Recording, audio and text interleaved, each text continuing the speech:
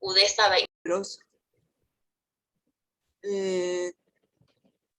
Buenos Aires galega, novos oleares sobre la inmigración ibérica en América Latina, perdón por la pronunciación, en este último conjunto a Erika Sarmiento, y es también coautor de Los gallegos en el imaginario argentino, literatura, sainete y prensa, y autor de La inmigración gallega en el sur de Gran Buenos Aires, 1869-1960. Antonio López Vega es profesor y titular de la Universidad de Historia Contemporánea, la Complutense de Madrid, director del Instituto Universitario de Investigación Ortega y Gasset y del Instituto de Humanidades y Ciencias de la Salud Gregorio Marañón de la Fundación Ortega Marañón. Premio extraordinario de licenciatura y doctor por la Complutense, con una tesis dirigida por Juan Pablo Fusi. En su trayectoria docente, además de su trayectoria en la Complutense, ha sido profesor asociado en la Universidad Carlos III de Madrid y profesor visitante de numerosas universidades internacionales. Bueno, en su trayectoria investigadora tiene reconocidos tramos de investigación sexenios y recientemente le fue aprobado un proyecto importante de investigación como investigador principal, la biografía como género en la edad contemporánea, España, Argentina y México, convocado por el Ministerio de Ciencia, Innovación y Universidades del Estado Español para los años 2018-20, en el que participan nombres de mucho relieve: Fusi, Sánchez Rom, Moradielos, Krause, Lomnitz, Fernando Escalante. Participó en muchos proyectos. En su obra escrita se destaca su atención a la biografía, a la historia de los intelectuales, del liberalismo en España, de la ciencia y de la medicina.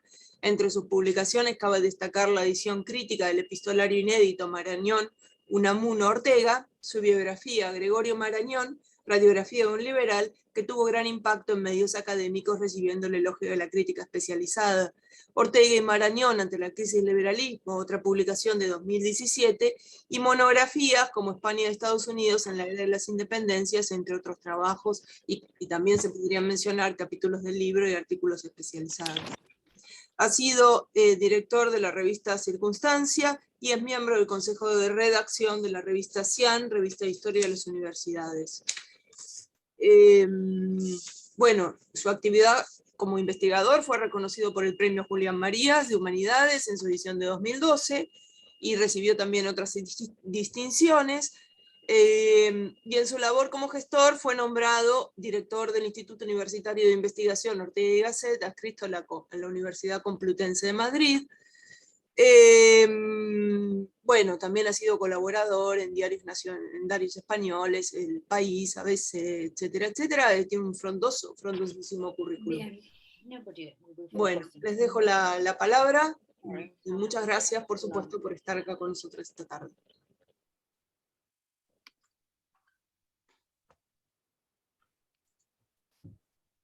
Perdón, ¿empiezo yo? Sí, ¿cómo querés que procedamos? Sí,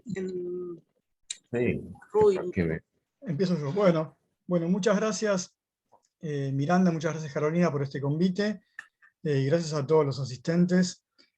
Bueno, yo voy a tratar el tema de la experiencia del exilio de un médico compostelano, Gumercindo Sánchez Guisande, en la República Argentina.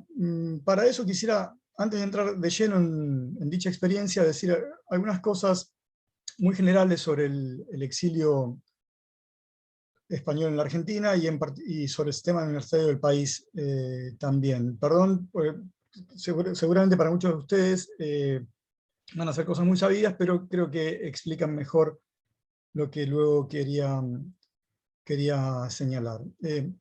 Todos sabemos que, si bien la expresión masiva del exilio republicano español se inicia con el hundimiento del Frente de Cataluña y el final de la guerra, el exilio propiamente dicho comienza inmediatamente después de la sublevación militar. Del mismo modo que si en América la actitud favorable de México respecto a los exiliados republicanos no admite comparación con la de ningún otro estado, otros países también se vinieron a recibirlos, como fue el caso de Chile o República Dominicana, pero que también llegaron exiliados a otros países que habían sido refractarios a esas personas. En el caso concreto de la Argentina, y hoy está entre nosotros una experta en este tema, como es Bárbara Ortuño Martínez, al estallar la guerra del 36, los españoles republicanos fueron considerados indeseables por el gobierno en función de su ideología de izquierda y por su carácter aparentemente disolvente o amenazador. Y contra ellos fueron reforzados los mecanismos de control. No obstante, el país terminó por ser el segundo en el continente que mayor cantidad de exiliados republicanos albergó, el segundo por detrás de México. Ahora bien, sin ayuda oficial para desplazarse a Argentina, ayuda como la que tuvieron aquellos que se desplazaron a México, los que tomaron el camino del Río de la Plata afrontaron una empresa que fue básicamente individual y con múltiples itinerarios. Por lo tanto, establecer una tipología es complicado. En cualquier caso, tuvieron que apelar a sus propios recursos o a otro tipo de mecanismos por fuera de ayuda oficial. Y si bien se valieron de diferentes estrategias para ingresar al país, lo cierto es que por lo general fue la intervención de familiares y conocidos, fuesen españoles o argentinos, aquellos que hicieron factible el ingreso de estas personas al territorio argentino. Ahora, dentro de ese enorme exilio, cuya explosión masiva, repito, coincide con el final de la guerra, se encontraban una buena cantidad de aquellos científicos que España había ido formando durante el primer tercio del siglo pasado, durante la llamada de plata ciencia española. Se calculan alrededor de 5.000 aquellos que salieron del territorio español y que fueron acogidos por diversos países americanos y europeos. Una acogida que lógicamente tenía que ver con el prestigio internacional de estas personas, con el conocimiento que tenían de su valía en los países receptores, y también con las relaciones personales que habían establecido con profesores nativos o españoles que ya estaban instalados en esos países. En ese contexto, la Argentina aparece como un destino anhelado por muchos de esos exiliados, por varias razones, porque campeaba el mito sobre la riqueza del país, sobre su desarrollo cultural, porque había una evidente atracción migratoria. Recordemos que la Argentina era el mayor receptor mundial de migrantes españoles, por la ayuda prestada ante la guerra, por la riqueza de los vínculos culturales, e incluso por el hecho de compartir el idioma castellano, digamos, toda una serie de elementos que la convertían en un destino deseado, más allá de las declaraciones del gobierno, rechazando el ingreso de estos exiliados. En el momento de iniciarse la guerra civil, existían en la Argentina 5 universidades, todas ellas nacionales: la de Córdoba, que fue la primera, la de Buenos Aires, la de La Plata, el Litoral y Tucumán. Y pocos días antes de terminar el conflicto se sumó la Universidad Nacional de Cuyo. ¿Por qué menciono esto? Porque en el marco de la reforma universitaria de 1918, la transformación de estas casas de altos estudios en centros de investigación científica se convirtió en una idea que aglutinó al grueso de la dirigencia reformista. Del mismo modo, el intento de modificar el perfil del profesorado, digamos, otorgando mayor prioridad a la investigación, obligó a contratar docentes en el exterior. De hecho, como comenta Pablo Buchbinder, en el proceso de institucionalización de la actividad científica y de creación de una comunidad de investigadores en la Argentina, el papel jugado desde los últimos años de la década del 30 por los exiliados españoles fue fundamental.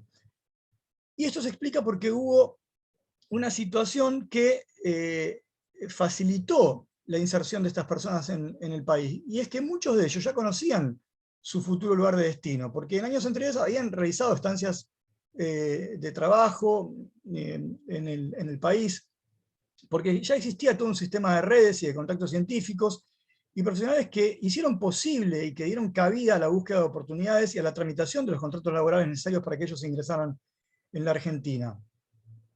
De manera que, al igual que pasaba con aquellos otros exiliados, no necesariamente científicos, que tenían lazos familiares con el país, la elección entre comillas, de la Argentina como tierra de destino no fue casual. Y en ese sentido, debo mencionar inevitablemente las relaciones que la Institución Cultural Española de Buenos Aires logró establecer durante el primer tercio del siglo entre la Universidad de Buenos Aires en particular y la Junta para la Ampliación de Estudios en España, y que hicieron posible que a partir del 36 un importante número de intelectuales científicos españoles llegaran al país.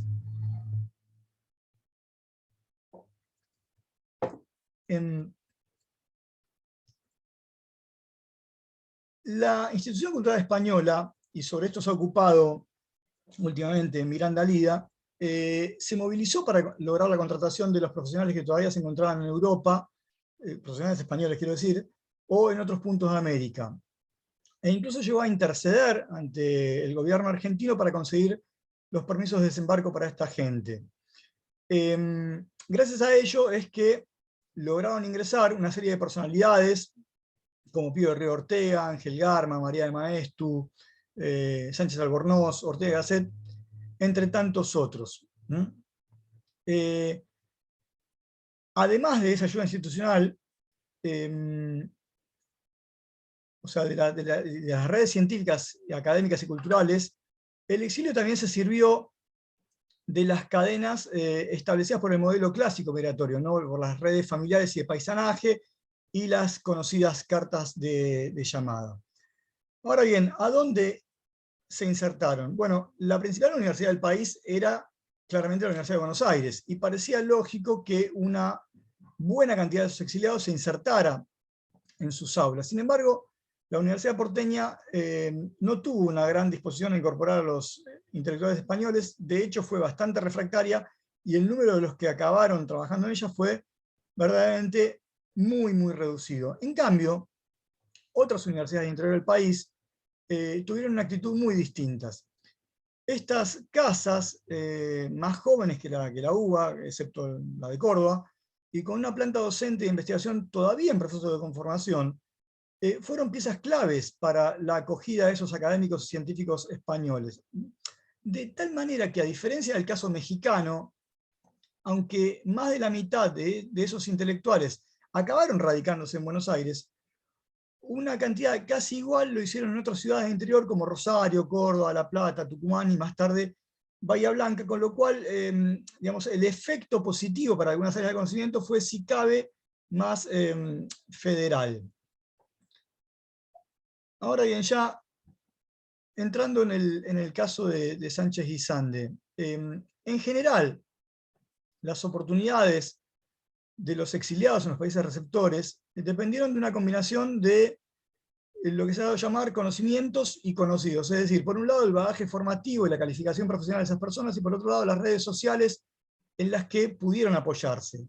En general, la inserción laboral fue más favorable para aquellos que tenían mayor formación, que no eran demasiado viejos para el mercado laboral, y para aquellos que disponían de redes de apoyo familiares, comunitarias, de paisanaje, profesionales o políticas en esos países receptores.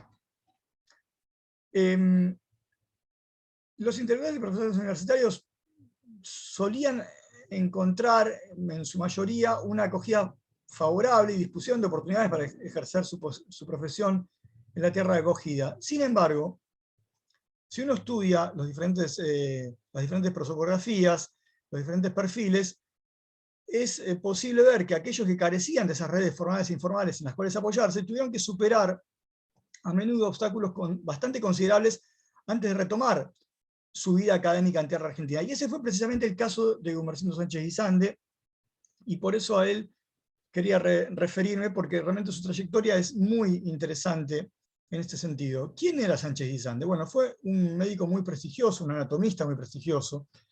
Fue también un gran docente, con una vocación decidida por lo asistencial y con profundas inquietudes sociales, además de un hombre de ideas de izquierda y militante galleguista, escritor y músico.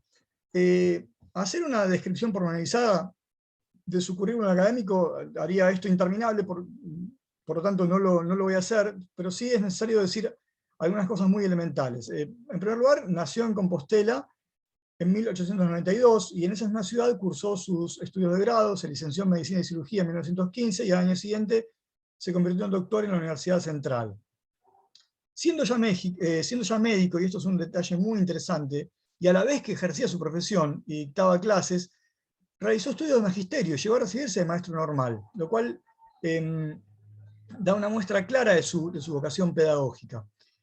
A partir del año 16 fue profesor de la Cátedra de Anatomía de la Universidad de Medicina, perdón, de la Facultad de Medicina de la Universidad Compostelana, y 2 años más tarde recibió uno de los tantos pensionados de la Junta para la Ampliación de Estudios para continuar su formación en los institutos de anatomía portugueses de Oporto y de Lisboa.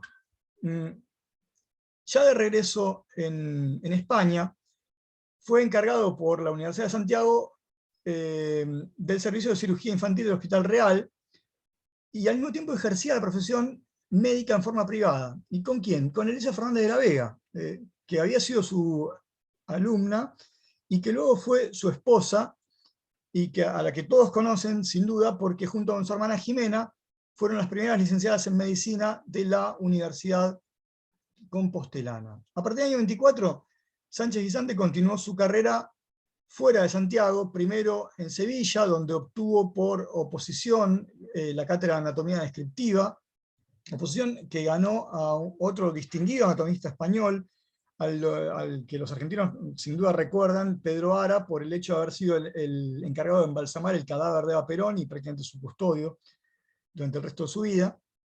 Pero ahí no estuvo mucho tiempo. En el año 27 se fue por excedencia voluntaria, por razones de salud de su esposa, y retornó a Santiago, y un año más tarde su carrera académica prosiguió en Zaragoza, donde se hizo cargo de la cátedra de anatomía descriptiva de la universidad de esa ciudad.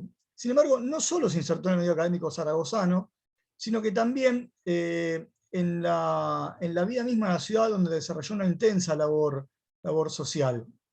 Nuevamente aquí la descripción de todas las cosas que hizo sería interminable, simplemente quisiera señalar que en el año 29 fundó la Academia de Anatomía de la Universidad de Zaragoza, y que 3 años más tarde se convirtió en decano de esa facultad de medicina.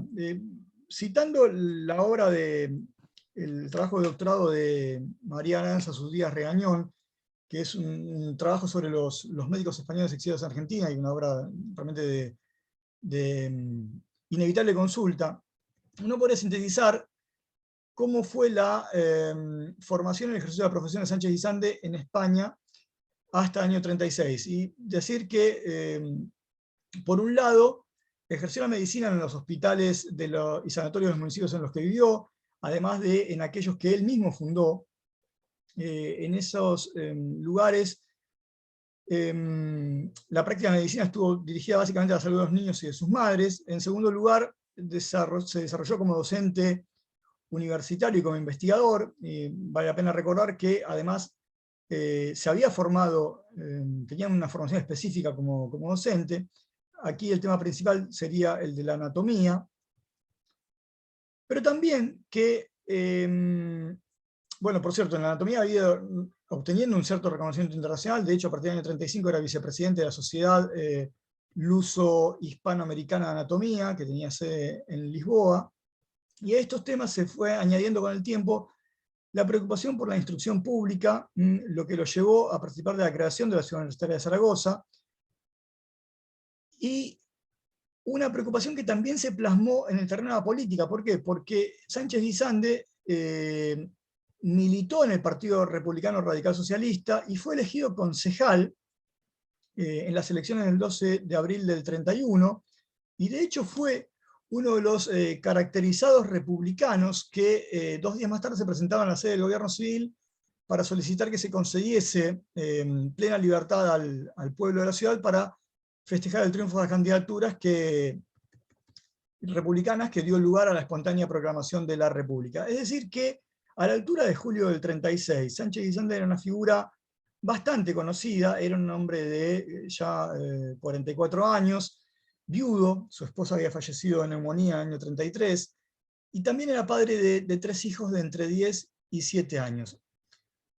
En ese momento lo sorprende el alzamiento militar, y es advertido de que se lo buscaba para matarlo, un poco por sus ideas democráticas y de izquierda, y otro poco también, hay que decirlo, por cuestiones de envidias personales, en fin, cosas que también existen en el medio académico.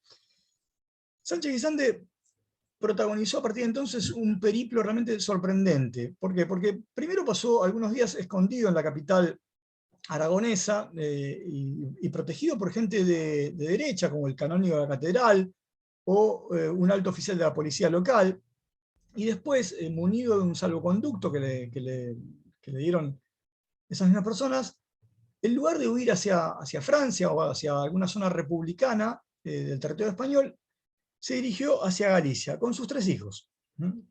Llegó a Santiago de Compostela, se refugió en casa de uno de sus hermanos. Por cierto, su familia era gente de ideas de derecha, pero al cabo de pocos días también debió irse de allí porque la presión de quienes los perseguían no cesaba. Así que se marchó hacia el sur, hacia Vila García de Arousa, pero ya solo. Sus hijos quedaron en Santiago al cuidado de su familia, y de hecho no volvió a verlos hasta pasados 12 años. En Vila García recibió la ayuda de parientes políticos también de derecha y con grandes influencias, incluso con relaciones en compañías navieras, quienes no solo lo ocultaron, sino que además le facilitaron documentación falsa, gracias a la cual logró abandonar España cruzando la frontera portuguesa. Fue descendiendo hacia el sur y llegó a Lisboa, donde aparentemente fue auxiliado por sus amigos anatomistas portugueses, y allí logró embarcar en un buque de bandera alemana y llegar con él a Buenos Aires el 39 de octubre del 36, es decir, después de un periplo de casi 100 días en los cuales realmente salvó su vida gracias básicamente a su capital relacional. Ahora, ¿por qué era Argentina? Y acá es donde la leyenda se mezcla con lo que la lógica parece indicarnos. Según el testimonio de algunos de sus familiares, la elección de este destino para el exilio se debió a un puro azar. En el momento en que Sánchez Guisande llega al puerto de Lisboa, se encontraban 3 buques próximos a partir, uno hacia Argentina, otro hacia México y Australia, y la razón por la cual embarcó en el primero es que sencillamente zarpaba primero.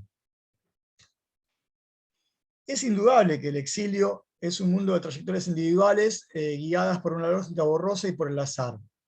Sin embargo, es bastante probable que la elección del país de destino tuviese menos que ver con una cuestión de cronología de la salida de los buques que con otras menos aleatorias y de mayor peso. En primer lugar, lógicamente habría que considerar la atracción ejercida por Buenos Aires, ¿no?, que era la gran urbe cosmopolita de la América hispanófona,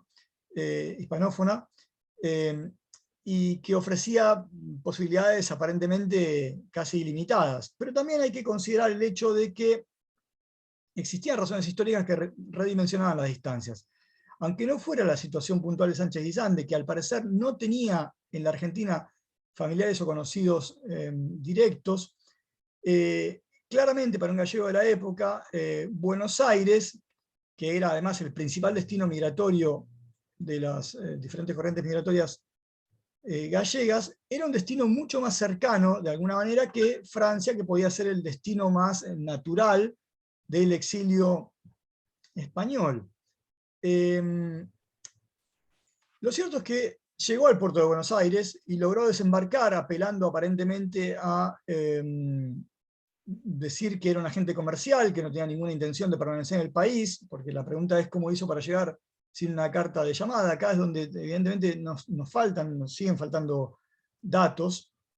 En cualquier caso, es bastante cierto que sus primeros tiempos en la Argentina fueron muy difíciles. Como dije recién, no contaba con parientes directos ni con conocidos, excepto uno, al parecer, el sobrino de una antigua empleada de su familia en Santiago, y con el cual fue a vivir en la misma pensión, así como también vivió tiempo después en la casa de otros exiliados españoles, como un antiguo jefe de aduanas de Bilbao, y en la casa de la familia del ex diputado y ex alcalde de Vila García de Arousa, Elpidio Villaverde Rey, a quien seguramente además conocía desde antes de salir, puesto que la familia materna de Sánchez Guisande era Vila García y él mismo solía veranear en esa localidad. La ayuda que le prestaron estas personas, así como perdón, no sé si me están diciendo algo o fue un ruido por casualidad? ¿No? Ah, bien.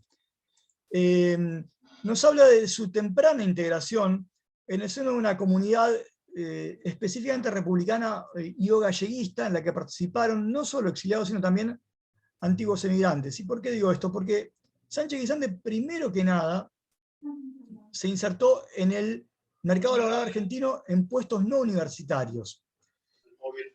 ¿Y cómo consiguió esto?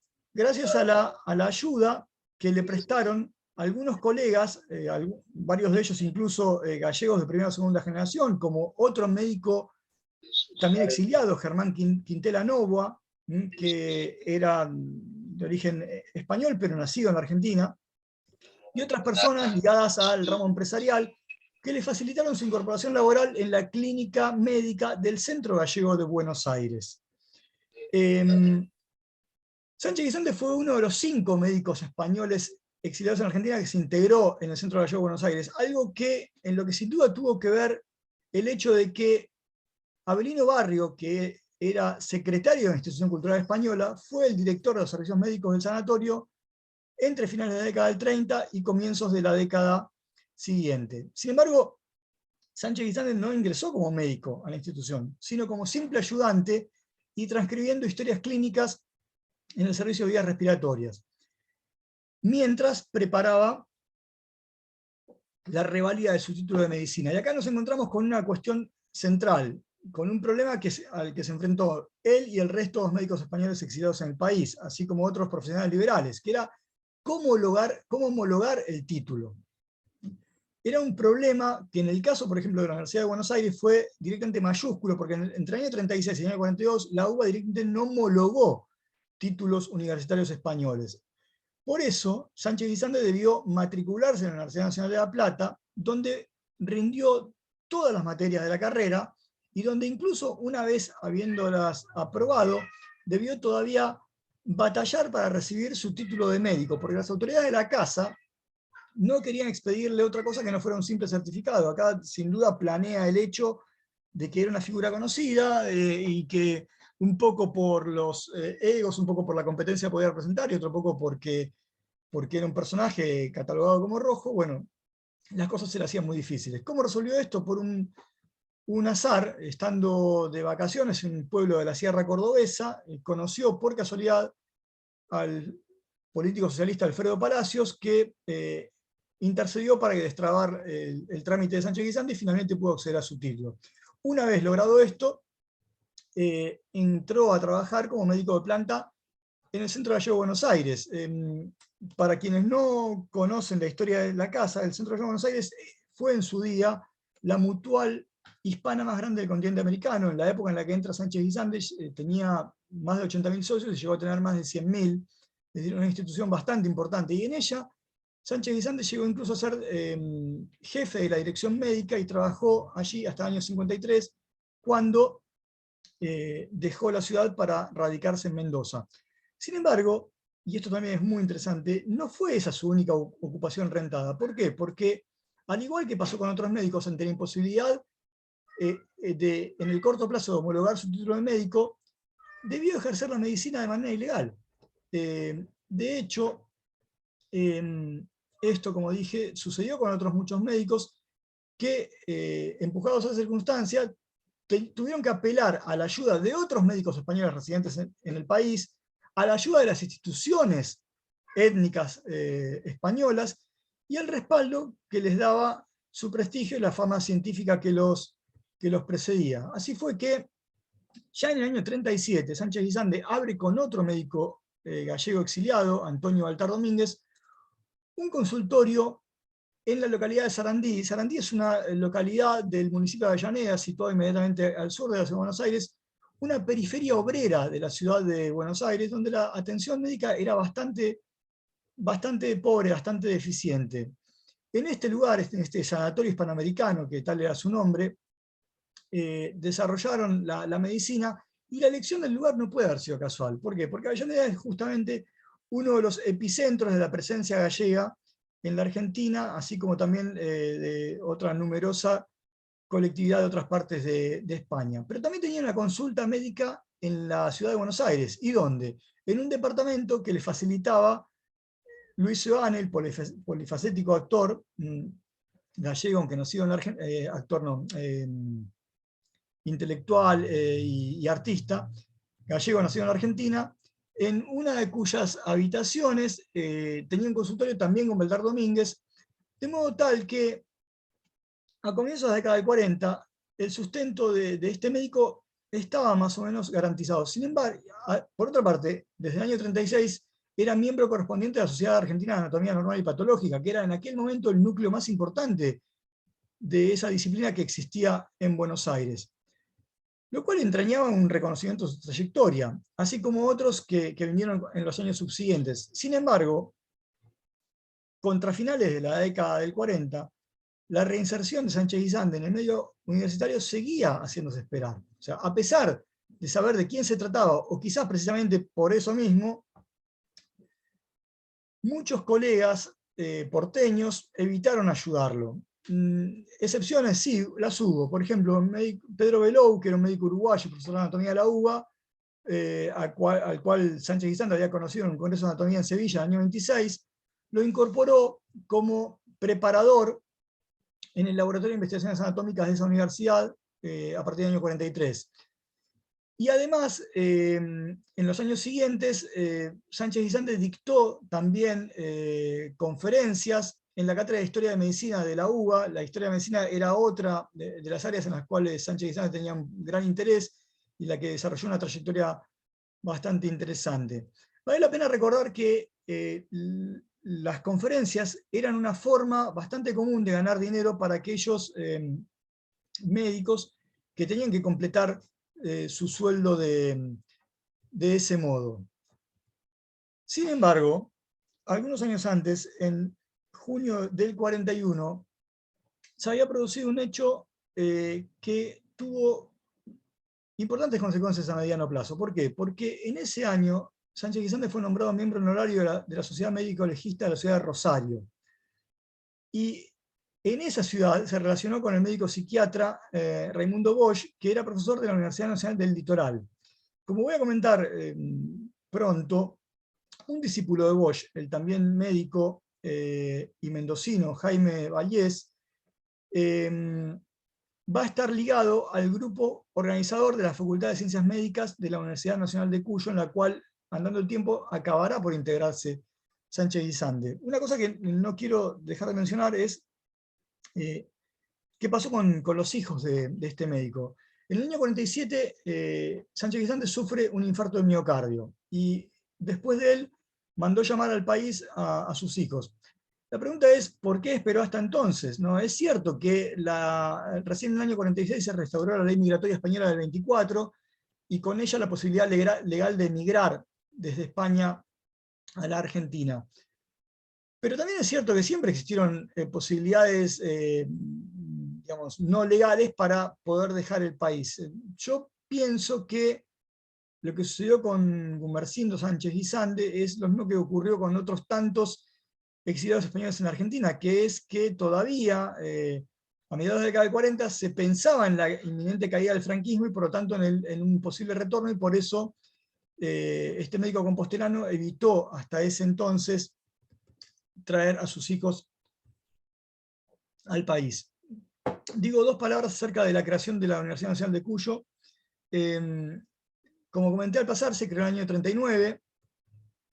Su primer rector fue Edmundo Correas, fue un abogado, un historiador, diputado, y era un hombre que de alguna manera encarnaba la cosmovisión cultural y política del conservadurismo liberal mendocino. Era además una persona que supo ver el impacto positivo que podía tener para su recién creada universidad la contratación de destacados intelectuales extranjeros, y por eso fue que se abocó a traer a varios de ellos desde países como Francia, Bélgica, Alemania, Italia o Suiza. Entre tantos, digamos, y por mencionar un caso también estudiado por Miranda Lida, el caso de Sánchez Albornoz, ¿no? El historiador que fue contratado para la Cátedra de Historia Medieval de la Universidad Nacional de Cuyo, y cuya elección no fue casual, porque Correas era un hispanófilo conservador, aunque no era integrista ni nacionalista católico, y buscaba afianzar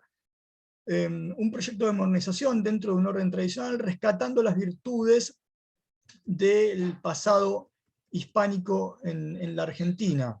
Sin embargo, Sánchez Albornoz fue apenas la punta del iceberg de una importante cantidad de científicos españoles e intelectuales españoles expatriados que accedieron a esta universidad por la continuidad que tuvieron durante las décadas del 40 y la década del 50 de las políticas iniciadas por ese rector fundador.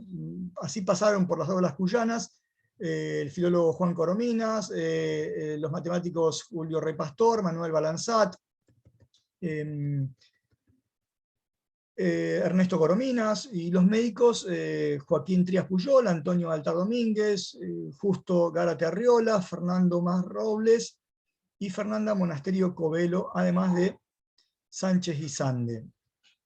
En el año 50 se crea, recién en ese año se crea la Facultad de Ciencias Médicas, y al año siguiente ya comienzan a dictarse algunas materias de la carrera de medicina, y es en ese contexto que continúa la política de contratación de destacados científicos y especialistas argentinos y extranjeros en países como España, como Italia, como Portugal o como Polonia. Y yo quisiera remarcar, porque claro, Mendoza es una ciudad de provincias, está a más de 1000 kilómetros de Buenos Aires, digamos, parece bastante periférica. Sin embargo, vale la pena señalar la calidad de la enseñanza que la casa llegó a impartir, no solo por la positiva influencia que la calidad del cuerpo de profesores y que el régimen de dedicación exclusiva de estos tuvo, sino también porque, como me señalaba en una entrevista online el neurocientífico Daniel Nijenson, un argentino que es profesor honorario emérito del Departamento de Neurocirugía de Yale, la Facultad de Ciencias Médicas era, y egresado de esta casa por supuesto, la Facultad de Ciencias Médicas era en cierto modo una facultad elitista, porque admitía una cantidad limitada de estudiantes, porque tenía un riguroso examen de ingreso, una buena cantidad de recursos. Por ejemplo, recibió desde muy temprano muchos fondos de la fundación, mucho dinero de la Fundación Rockefeller, porque demandaba un año de internado rotatorio hospitalario obligatorio, todo lo cual redundaba en una reducida cantidad de egresados. Por ejemplo, en la promoción 63-70 apenas tuvo 25 egresados.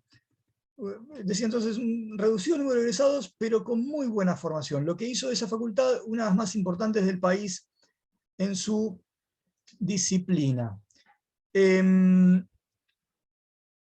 La presencia de los médicos españoles en esta facultad es un capítulo en sí mismo. Y comienza con la incorporación de Sánchez Guisande en el año 53. Ahora, yo señalé que fueron muchos médicos españoles que estuvieron por ahí. Sin embargo, los únicos que permanecieron mucho tiempo fueron Sánchez Guisande y también el médico vasco Justo Gárate Arriola. ¿Cómo llega Sánchez Guisande a esta facultad? Bueno, desde el año 51 era miembro del Consejo Consultivo aquel médico mendocino, Jaime Vallés, al que ya me había referido. Y fue él el que contactó a nuestro médico compostelano para invitarlo a ocupar la cátedra de anatomía normal de la carrera. Ahora, ¿por qué a él? Bueno, el prestigio de Sánchez Guisande había ido creciendo desde el momento en que llegó al país, ayudado por el hecho de que desde muy temprano dictó muchas conferencias y participó de congresos. También aparece el elemento señalado por algunos de sus hijos de que la casa tenía mucho interés en la captación de profesores que fuesen apolíticos o al menos que no tuviesen relación con la política interna del país. Sea esto cierto o no, la realidad es que el contrato que firma Sánchez Guisande dice claramente en unos artículos que él debía observar una estricta neutralidad política dentro y fuera de la cátedra. Pero también creo que hay que tener en cuenta el hecho de su condición de que era un médico humanista, de que era un médico con una profunda formación dentro de lo que podría ser llamado el hispanismo, y que eso congeniaba con el espíritu de la casa, el espíritu que había impuesto un rector como Correas y continuado por otros, dado que el hispanismo fue una nota común entre los círculos intelectuales mendocinos, tanto aquellos que pertenecían al conservadurismo liberal, como también a los nacionalistas reaccionarios o a los peronistas, que fueron los que luego ocuparon la dirección de esta casa de altos estudios. Lo señalo porque si uno mira, por ejemplo, el currículum de Sánchez Guisande, va a ver que a lo largo de 2 años, antes de ingreso a esta casa, él dictó muchas conferencias en las cuales digamos, había destacado el carácter histórico y cultural de la influencia española en la cultura del mundo y su sentido ecuménico, lo cual ciertamente lo debía ser un sujeto bastante interesante para el perfil de esa casa. En todo caso, bueno, su contratación no deja de ser también hasta cierto punto llamativa, dado que él era un exiliado republicano y la dirigencia de orientación reformista y liberal había sido desplazada con el paso del tiempo por grupos más ideológicamente afines al franquismo y al catolicismo hispanófilo. Sánchez Guisande firma su primer contrato en marzo del 53 y a partir de entonces ya no va a abandonar la actividad académica en Mendoza, donde no solo fue profesor extraordinario contratado para la cátedra de anatomía normal desde el año 53 hasta el año 68, sino que también fue director del Instituto de Anatomía y del Departamento de Morfología. Fue también, además, profesor encargado de la cátedra de Historia de Medicina, una disciplina que siempre le interesó y que lo llevó a publicar en el año 45 un célebre volumen sobre el tema, la historia de la medicina, que fue reeditado años más tarde como Breve Historia de la Medicina, con la curiosidad de que en este libro participan también sus 3 hijos, que eran, a la sazón eran psiquiatras, licenciada en Trabajo Social, y al inmunólogo, que era el caso de Wenceslao. Cuando se produce el golpe de Estado del año 55, a pesar de que él había sido contratado en el año 53 bajo el gobierno peronista, no sufrió ninguna consecuencia, es decir, los militares y los apoyos civiles que intervinieron en la facultad y que ocuparon la dirección universitaria y depuraron al personal docente, no afectaron la vida académica de Sánchez Guisande, y de hecho, tiempo después, en el año 57, resultó incluso nombrado decano interino de la facultad. El contrato de Sánchez Guisande especificaba que debía consagrarse a la cátedra y a la formación de discípulos en su especialidad, y de hecho fue maestro completo, a tiempo completo, hasta el año 68, cuando cesa para ser nombrado profesor emérito y continuó asistiendo a las aulas hasta el año 73, cuando ya tenía nada menos que 79 años. Y si bien fue un anatomista de prestigio internacional, indudablemente su huella más profunda la dejó entre sus alumnos debido a su labor docente, algo que incluso fue tempranamente destacado por sus pares. Por ejemplo, en el año 58, cuando se produce la primera colación de grados, hay un famoso discurso de Justo Gárate, en el cual ya este médico vasco hace referencia a la impronta como docente que tenía Sánchez Guisande. Los estudiantes que supo tener, todos refieren que prácticamente vivía para la cátedra, vivía para la cátedra y en la cátedra. Una cátedra ubicada en el subsuelo del Hospital Central de Mendoza, al lado de la morgue. De hecho, como me comentaba otra ex alumna de Sánchez Guisande, la inmunóloga Hildur Bleitman, que fue también de la promoción del año 70 y que fue investigadora en los Estados Unidos, en Escocia y en Francia. Ella lo recuerda como un profesor serio, pero bastante agradable, y cuyas clases destacaban precisamente por su claridad y por su didáctica. Sánchez Guisande además tenía una peculiaridad, que era que valoraba en grado sumo la formación humanística del médico, por lo cual propugnaba entre sus alumnos el estudio de otras disciplinas que fueran más allá de la medicina. Él mismo escribía, componía, etcétera, etcétera. Y ya voy terminando, porque me parece que ya me estoy pasando del tiempo. La importancia de Sánchez Guisande para la medicina fue realmente muy grande. El hijo de su gran discípulo argentino, me refiero a Pablo Lafalla, hijo de Rodolfo Lafalla, me comentaba que la importancia de Sánchez Guisande fue realmente superlativa en Mendoza, sobre todo en lo que hacía dentro de la anatomía al estudio del sistema nervioso central. así como otros investigadores han señalado que fue la verdadera alma mater de la anatomía en Mendoza, por su formación de discípulos. Da cuenta de su importancia el hecho de que en el año 69 fuese nombrado miembro correspondiente de la Academia Nacional de Medicina, y que, de la Argentina quiero decir, el único caso junto con Luis Sayés Empere entre los médicos republicanos exiliados en el país. Bueno, hay muchos más detalles que podría mencionar, como cómo incidió en la contratación de otros médicos exiliados españoles en su universidad, cómo también fue a menudo jurado en los concursos para dotar a las cátedras de anatomía en distintas universidades nacionales. Y podríamos seguir hablando no solo de su vida académica, sino también de cuánto tuvo que ver Sánchez Guisante con la vida del republicanismo y del galleguismo exiliado en la Argentina. Pero bueno, eso lo dejamos en todo caso, si les parece, para la ronda de comentarios y de preguntas. Yo termino diciendo que Gumersindo Sánchez Guisante murió en el año 1976 en Mendoza sin haber regresado nunca a España. No solo sin haber regresado, sino incluso rechazando un ofrecimiento que le llegó en la década del 50 a través de su hermano, de uno de sus hermanos, que era un alto magistrado en Galicia, de regresar y que se devolviese su cátedra, cosa que él rechazó, aparentemente por sus convicciones republicanas, aunque tuvo por lo menos una mínima satisfacción en el hecho de que en el año 1970 el claustro de la Universidad de Zaragoza acordó la recolocación de su retrato en la galería de los decanos de la Facultad de Medicina. El suyo era, por cuestiones políticas, justamente el único que faltaba. Bueno, termino acá si les parece y luego continuamos si cabe más adelante. Gracias. Muchas gracias, Rui. ¿Se escucha? Okay. Bueno, le dejo la palabra a Antonio López Vega. Nada, sin más palabras.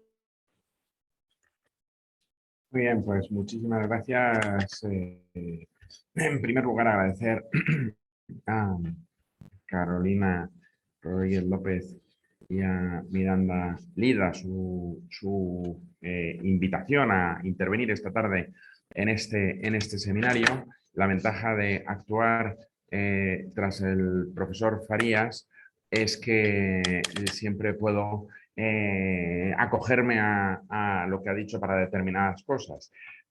Así que voy a cambiar un poco mi intervención, también a objeto de ser un poquito más breve y dejar más tiempo para la discusión. Voy a tratar de terminar para las 7:30 y así tener, entiendo, la última media hora para un diálogo compartido con todos ustedes. Aparte de que juego con ventaja en el sentido de que entiendo que Gregorio Marañón es un personaje muy conocido, no es necesario, entiendo, recorrer toda su biografía porque, bueno, es una personalidad, digamos, universal, ¿no? Yo voy a recordar algunos hitos que me interesan para subrayar por qué hemos escogido a Marañón, que es un exiliado atípico, porque él sí vuelve a España. Él tiene un exilio de 6 años realmente y es un hombre que está realmente en el ojo del huracán, ¿no?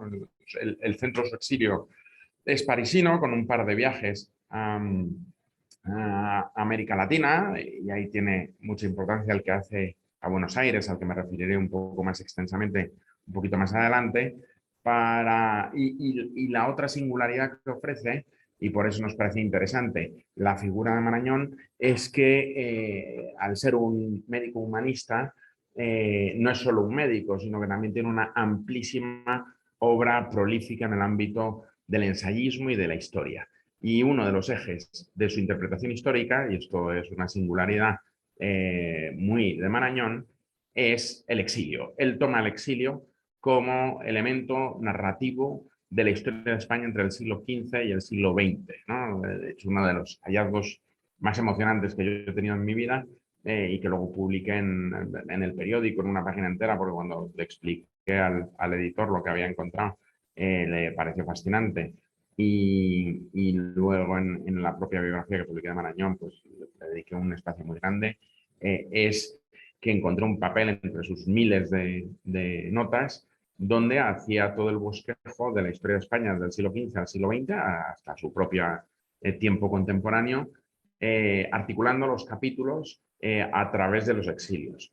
De manera que, por ejemplo, digo, por citar una obra muy conocida suya, Antonio Pérez, que es su mejor obra historiográfica, él inicialmente, luego le descuajeringa todo el proyecto por la dimensión de la documentación que encuentra en París con la mujer de Pierre Vilar, que era documentalista, ¿no?, de los archivos nacionales franceses, y es quien le ayuda a articular todo aquello. Pero para él era el ejemplo del exiliado en tiempos de Felipe II, como consecuencia de la persecución a la que es sometido por el proceso, como consecuencia de la muerte, o del asesinato, mejor dicho, de Escobedo, digo, y por tanto, él y Llorens, son los Vicente Llorens, que también es un insigne exiliado después en Puerto Rico y República Dominicana, que me da mucho gusto que Rui Farías lo citara, porque yo últimamente estoy trabajando también el exilio español en República Dominicana, que es un exilio que hay que, digamos, conocer bien, porque, y cito también algunas de las claves interpretativas que creo que nos pueden servir a todos.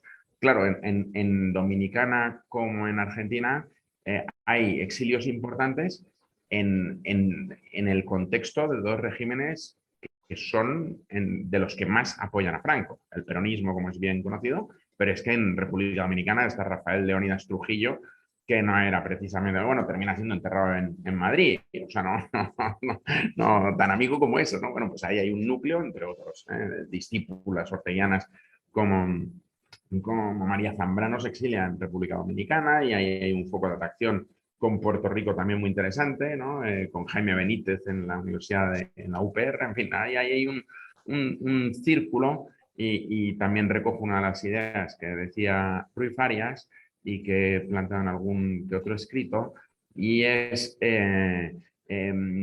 cómo el exilio español, muy singularmente en México y en Argentina, es un camino de ida y vuelta. Un camino de ida y vuelta porque en Argentina, ya lo ha explicado el profesor Farías a propósito de la institución cultural española, en el caso mexicano sería al revés, ¿no? En su contrario, los mexicanos vienen a España por accidente entre 1910 y 1920 como consecuencia de la revolución. No es que venían a España por la cuestión idiomática principalmente, sino porque van fundamentalmente a París, y de París tienen la mala suerte de que estalla la Primera Guerra Mundial y van al país neutral más cercano, en este caso España, y ahí desembocan muchos de ellos en el círculo de Ortega o de Azaña en torno a esos núcleos liberales a los que se refería el profesor Farías. Luego regresaré sobre esta cuestión. Yo simplemente destaco algunas cuestiones del Marañón médico, dado que ya he destacado el humanista en el sentido de historiador, y luego saldrá alguna referencia de ese humanismo liberal que caracteriza a Marañón a propósito del exilio y de su trato con los exiliados, y trataré de ir cerrando ahí una serie de pautas, ¿no? Bueno, Marañón es un hombre realmente extraordinario como médico, porque, bueno, ya desde que hace su carrera en la Universidad Central, los profesores quedan ampliamente deslumbrados, y tiene cosas realmente extraordinarias, ¿no? Desde polemizar con los profesores y salir a hombros de los estudiantes, lo cual hoy ya sería extraño. Imagínense ustedes en 1902, 1909, que es cuando él hace su carrera, él se presenta sin haber sido licenciado a un premio de la Academia de Medicina que no se concedía desde 1904 a Ramón y Cajal, y se presenta el premio Álvarez de Molina, Martínez Molina, perdón, y en 1909 lo gana. Claro, se presentaba bajo plica, cuando el miembro del jurado de la Academia de Medicina ve que es un estudiante de medicina, quedan absolutamente asombrados, ¿no? de que después de Cajal 5 años lo dejan vacante porque los trabajos les parecen que no alcanzan el nivel suficiente, y cuando lo vuelven a otorgar resulta que es un joven, ¿no? que ni siquiera es médico todavía, digamos, desde el punto de vista, gana por tanto el título de académico correspondiente antes de acabar la Academia de Medicina, y será inmediatamente académico numerario en apenas unos años, porque él, aparte de dedicarse a las enfermedades infecciosas, en un contexto bastante complejo, porque entonces las epidemias tenían una mortalidad y una incidencia realmente sustantiva, como sabemos, hasta que Fleming descubre la penicilina, él, digamos, se dedica a eso porque al ganar la oposición es la vacante, digamos, que nadie quiere, ¿no? Y entonces él tenía una ansia ahí de saber y de trabajar realmente sustantiva. ¿Qué ocurre? Que eso realmente ese es un trabajo de asistencia clínica más que de investigación. A la investigación dedica su atención en el ámbito de la endocrinología, que es pionero en España y en América Latina. Buena parte de los endocrinólogos de todos nuestros países compartidos son todos discípulos de Marañón. Muchos de ellos colombianos, peruanos, argentinos, en fin, de todas las latitudes van a formarse con él a Madrid y curiosamente él dedica buena parte de su investigación a esta área que entonces era muy novedosa.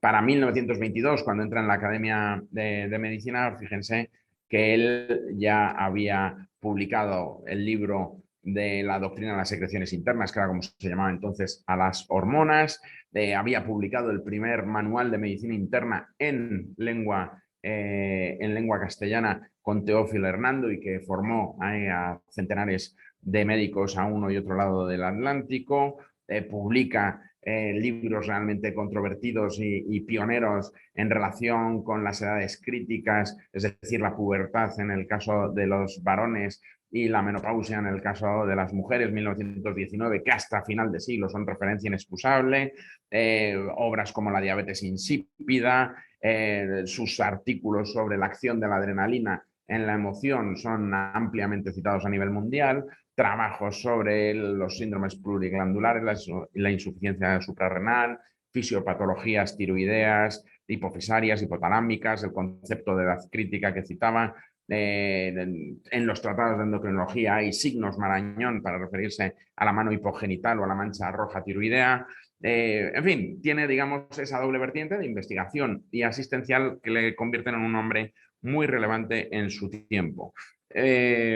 Curiosamente, a nivel de la investigación, no es un hombre que haya pasado a la historia de la medicina como uno de los grandes descubridores, porque claro, se dedica a una disciplina que en su tiempo es una disciplina todavía incipiente, todavía muy en mantillas, ¿no? Eso hace que sus descubrimientos, la inmensa mayoría de ellos, rápidamente sean superados y además en un momento donde la endocrinología era vista de manera análoga a lo que luego diríamos o atribuiríamos a eso que llamamos genética, ¿no? Y con ciertas atribuciones, hoy ya también ampliamente superado por la epigenética, como todos ustedes saben, pero que entonces, digamos, digo por citar alguna discusión también célebre en Argentina en los años 30, pues se trataba de ver si hormonalmente, con un análisis de las hormonas, se podía saber potenciales delincuentes y cosas de estas, que luego se traspasaron cuando Watson y Crick describieron la doble hélice y el ADN, pues trataron, ¿no?, de ver la predisposición de los organismos a este tipo de comportamientos y que finalmente, como sabemos hoy, sobre todo en el ámbito de la psicología, están más circunscritos a la epigenética y las huellas que nos deja en la epigenética, por cierto, sorprendente también,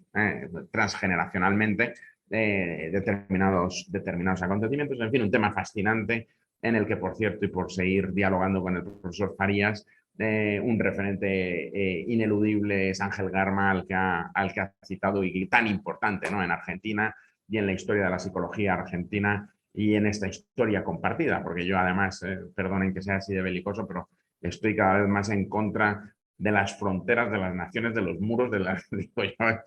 eliminaría todas las naciones de la humanidad, soy de los que piensan que solo hay una raza, la humana, y por tanto, en fin, estoy un poco, entiendo que como todos, y muy especialmente en Europa, con lo que está ocurriendo, disgustadísimos, ¿no?, con estas efervescencias nacionalistas que estamos reviviendo estos últimos años. Pero no me desvío del tema.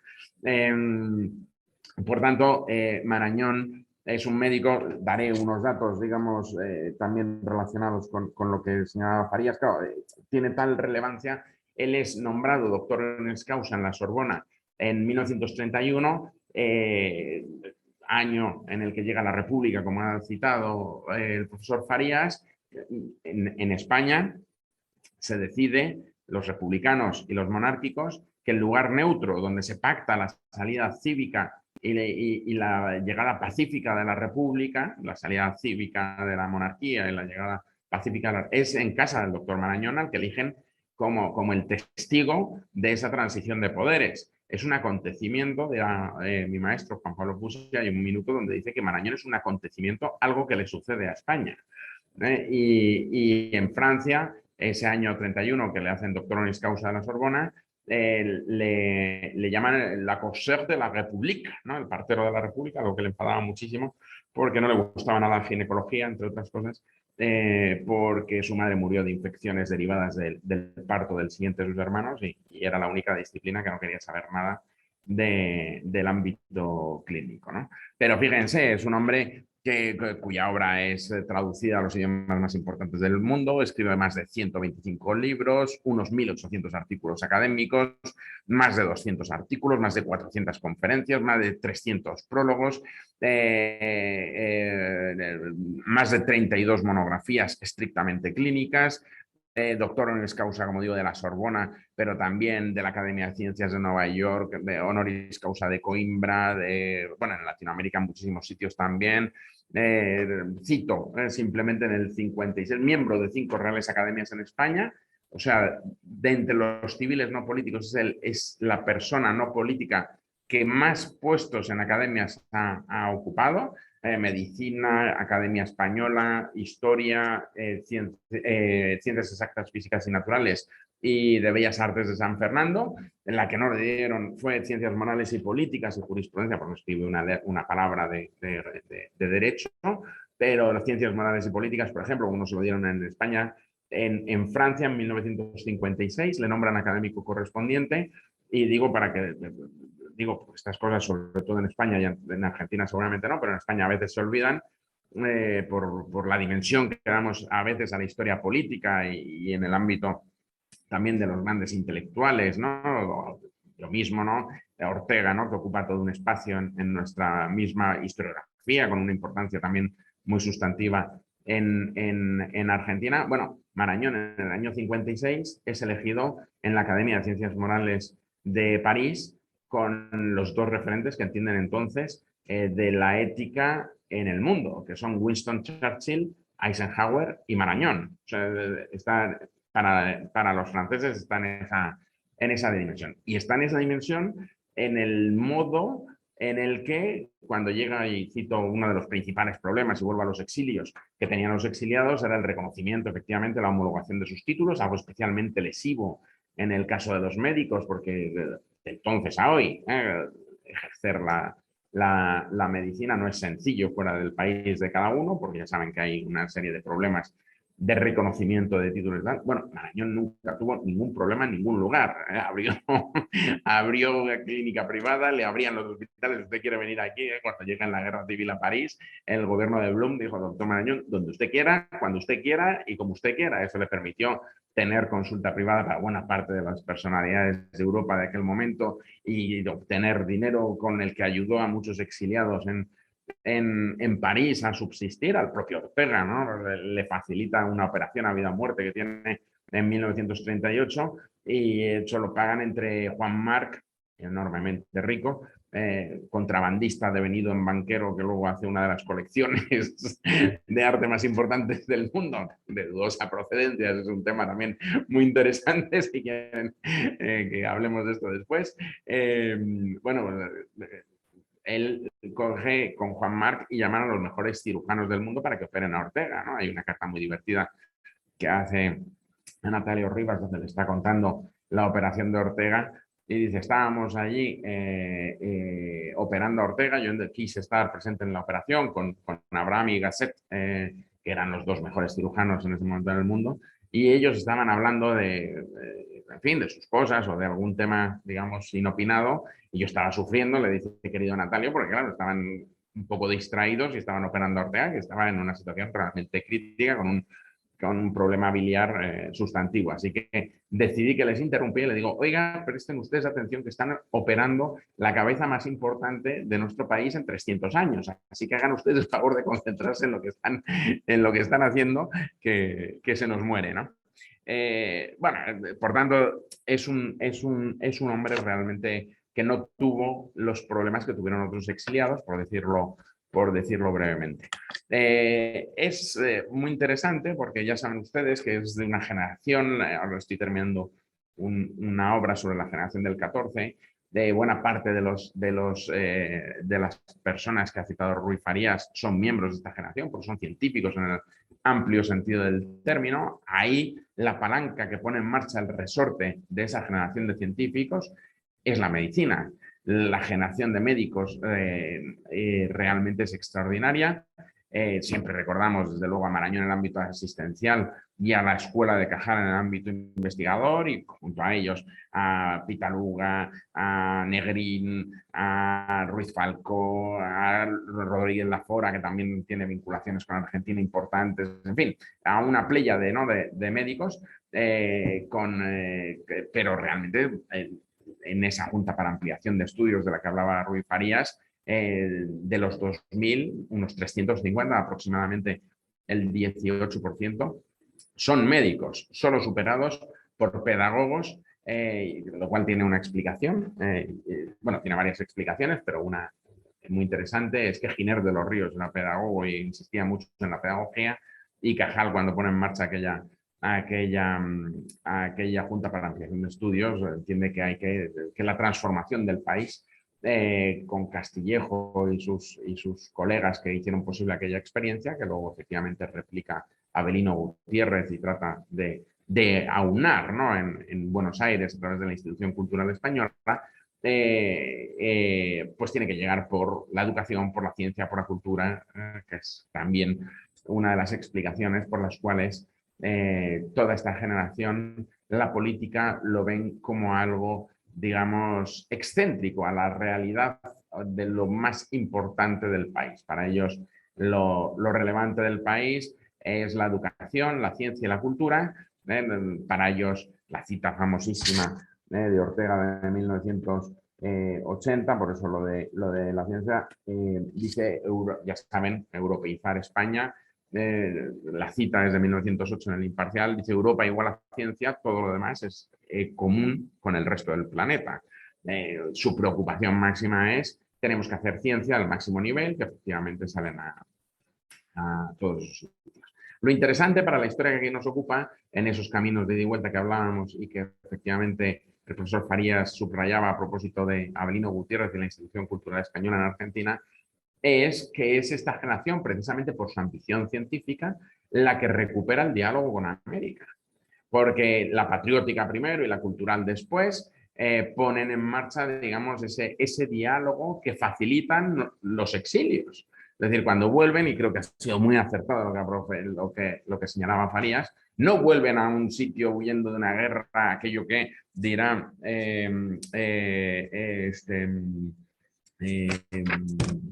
José Gaos, ¿no? No llegábamos a un sitio ignoto, sino éramos trasterrados. Ahí te encontraban, digamos, un magma que conocían no solo por compartir la lengua, sino porque ya venían trabajando de años atrás en diferentes cuestiones compartidas, ¿no? Ya saben que el exilio ha sido definido de muchas maneras. Me gusta la definición de León Felipe, exiliado en México: patria sin tribu. Araquistain, que también aparece por ahí, habla de numancia errante, la España peregrina de la Rea. Sigo pensando que Gauss es el que acierta, ¿no?, con ese trasterramiento, por lo menos desde el punto de vista intelectual, creo que tiene todo el sentido, etcétera, etcétera, ¿no? Por tanto, bueno, voy a soslayar toda la cuestión de la Institución Cultural Española. Sí, voy a recordar, permítanme, bueno, que cite algunos de los viajes, son muy conocidos los de Ortega, con reincidentes polémicas, ¿no?, en el 16, en el 28, fundamentalmente, cuando hizo aquella terrible definición del guarango, con todo lo que tuvo de consecuencia con los martinfierristas y con el propio Borges interviniendo y demás. Pero vamos a centrarnos en lo que nos ocupa hoy, que son los médicos y los científicos.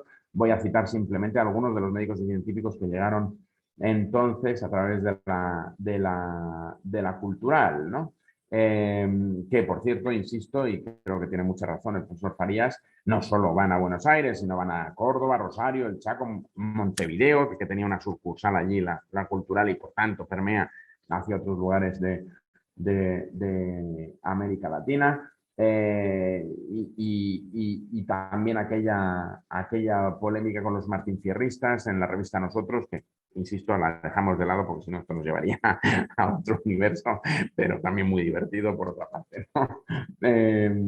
Recordemos aquí, claro, médicos, pero también Julio Rey Pastor, que dejó una amplísima escuela como matemático en Buenos Aires, y que terminaría falleciendo ahí. Augusto Pi Sunyer, el fisiólogo catalán, que viaja allí en el 19 y que también trabajaría en la línea de alguien que fue hasta la Guerra Civil muy amigo de Marañón, el premio Nobel argentino Bernardo Bussay, y por tanto con una importancia capital en todo este mundo de médicos relacionados con Argentina, Blas Cabrera, que por supuesto el gran físico, también Rodríguez Lafora, que ya saben fue director del Hospital de Washington de Psiquiatría. Llega también, a ver, estoy seccionando a los médicos para no... Sebastián Recasens, que también tenía importantes vinculaciones, por cierto, con Sánchez de Guizández, porque son de la misma disciplina, si yo no recuerdo mal. En fin, digamos que tenemos ahí toda dentro de la importancia, ¿no?, que tienen los médicos dentro de la Junta para Ampliación de Estudios, pues la importancia que tiene muy singularmente Argentina en este sentido. Claro, llega la Guerra Civil. Y ahí pasa una cosa terrible. Primero, claro, el exilio de Marañón es, digamos, singular por la centralidad que ocupa en todo ese mundo. No es un personaje cualquiera, no un personaje muy señalado. Termina yendo 3 veces a las checas, le pasa como a Sánchez Guizández, que casi lo matan en una ocasión de esas. Otro médico, Grande Cobian, cuando lo ve entrar en una checa, simula una pelea con él y le dice al oído, márchese que lo van a matar. Termina exiliándose en París junto con Menéndez Pidal, y lo primero que dice a un periodista Le Petit Parisien, según pone un pie en el puerto de Marsella, y le pregunta, oiga, como usted, el padre de la República, se marcha, y la respuesta de Marañón es porque iban a matarnos. Claro, es terrorífico en gente que son liberales en el sentido también jurídico del término, ¿no?, que no están acostumbrados, o sea, que hablan de usted a la gente, que van con corbata a la playa, y le traen una foto que tienen por ahí a la playa con corbata, y por tanto todo tipo de violencia les resulta absolutamente inconcebible, ¿no? Pues imaginemos lo que supuso esto en las mentalidades de la época, ¿no?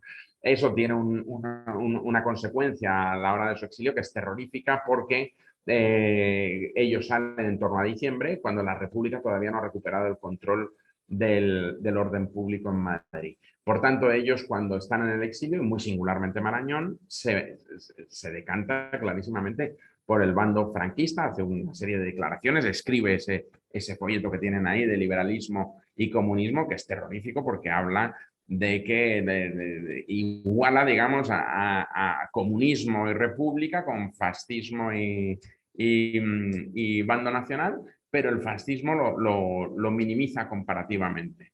Hay varios motivos para eso. Primero, el miedo. Quiero decir que en ese sentido digamos, esos acontecimientos violentos en los que no vamos a entrar ahora para no extenderme, le genera una impresión, le dejó hasta un tic en la mano nervioso ya para el resto de sus días en una de esas visitas a esas checas. Pero desde luego hierra, ¿no?, en esa concepción de que la lucha que se estaba librando era una lucha entre dos bandos antidemocráticos. Él los iguala, ¿no?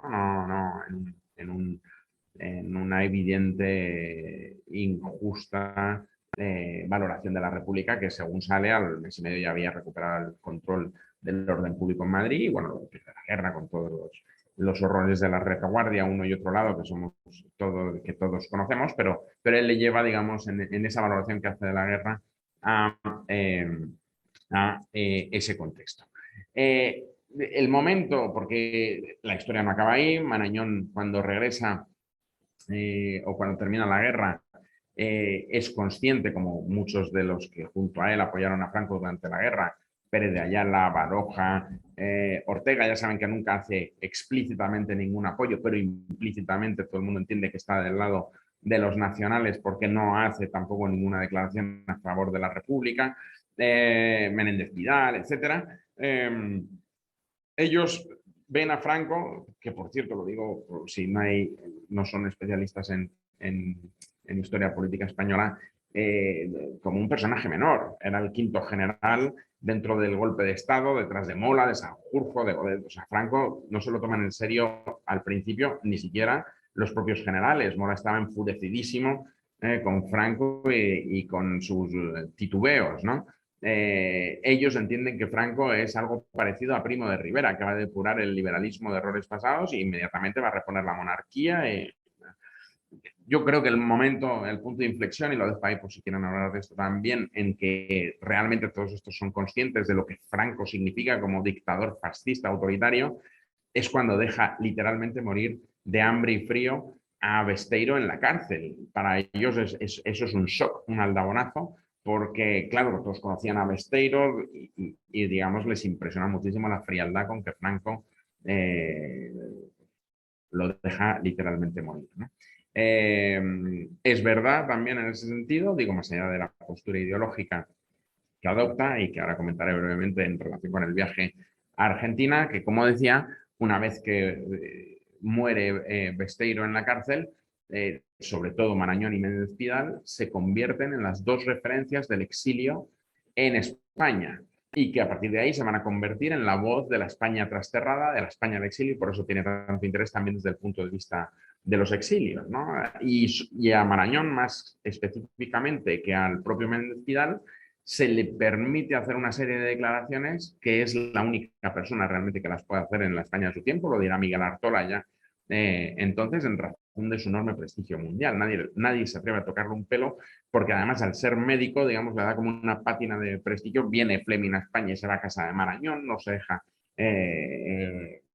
digamos, vincular, ¿no?, con las autoridades de la dictadura. Todas las personalidades extranjeras que vienen terminan yendo a su cigarral de Toledo, y él va a la academia y presenta las obras de los exiliados que están prohibidas por la censura, hace declaraciones en los periódicos internacionales diciendo que es inadmisible, y estamos hablando del año 47, por ejemplo, el momento de mayor aislamiento del régimen de Franco. Él hace declaraciones muy severas sobre que el único deber que tiene la dictadura de Franco es el de abrir España a los exiliados que han de volver, y precisamente en Buenos Aires publica en primer lugar en el 46 Ensayos liberales y españoles fuera de España, reivindicando esta cuestión. Luego llegarán esas obras a España que no se atreven a coartar en razón, como digo, de ese enorme prestigio. Por tanto, tiene un valor simbólico tanto antes, más conocido, como después, y sobre todo para lo que aquí estamos hablando, no tanto su exilio, porque él regresa en el 42, sino el pie que los exiliados y el exilio del interior tienen en su enorme prestigio dentro de la España franquista, que le permite defender, digamos, la causa de eso que el franquismo llamaba la anti-España en unos tiempos realmente complejos. En este sentido, voy a traer algunas citas para utilizar estos 5 últimos minutos refiriéndome en concreto a la visita que hace a Buenos Aires, pero recordemos aquí cómo Fernando Valera, el último presidente del gobierno español de la República, dice que, y cito textualmente, cuando se coincide con Marañón en París, en los tiempos de la ocupación alemana, ambos desterrados, yo además perseguido, pude comprobar su alto sentido humano y liberal. Él no había hecho la guerra con los republicanos, dice, había sido franquista, dicho de otra manera, pero dice, no se solidarizaba ni con sus heroísmos ni con sus crueldades, pero sí con sus desventuras, y siempre hizo cuanto estuvo a su alcance para remediarlas. Dicho de otro modo, Marañón es reconocido por todos, y por eso se le integra en la Tercera España por ayudar a todo el mundo. Por eso se habla del gran médico humanista con independencia de sus ideologías, porque lo que está detrás son personas, saca a personas de los campos de concentración nazis. Hay una anécdota maravillosa de cuando está en su casa a París, le avisan que quiere venir el prefecto de la ciudad por la tarde, ¿no? Estaban asustados, su esposa, pensando que lo van a encarcelar y se lo van a llevar a un campo de concentración. Cuando llega el prefecto nazi por la noche a la casa, toca la puerta y dice, no, vengo a ver al doctor Marañón, y dice, sí, sí, enseguida sale. Y cuando sale resulta que era un médico alemán nazi que había estudiado endocrinología, conocía sus tratados tal, y quería conocer al célebre doctor Marañón. Casi lo mata del susto a él, a su esposa y a todo el mundo, ¿no? Gracias a ese prefecto también pudo ayudar a sacar a varios republicanos que estaban en campos de concentración. Bueno, hay infinidad de citas. Para no consumir el tiempo, que quisiera terminar rápidamente, luego si quieren las traigo a colación y las recuerdo, pero créanme, digamos que entre el 42, que regresa a España, y muere en el 60, se convierte en la voz de los exiliados dentro de España, ¿no? De hecho, cuando fallece, el propio Valera dice que en ese momento, cito, la pérdida de Marañón ha sido sentida en las tres Españas: la España oficial, la España peregrina y la España silenciosa. Tanto en la prensa del exilio como en los periódicos del régimen y tertulias de los intelectuales rebeldes y amordazados del interior, se ha manifestado el duelo nacional por la muerte del español insigne. Dicho de otra manera, tenía el reconocimiento, digamos, del exilio externo, porque siempre fue muy vinculado a esa cuestión.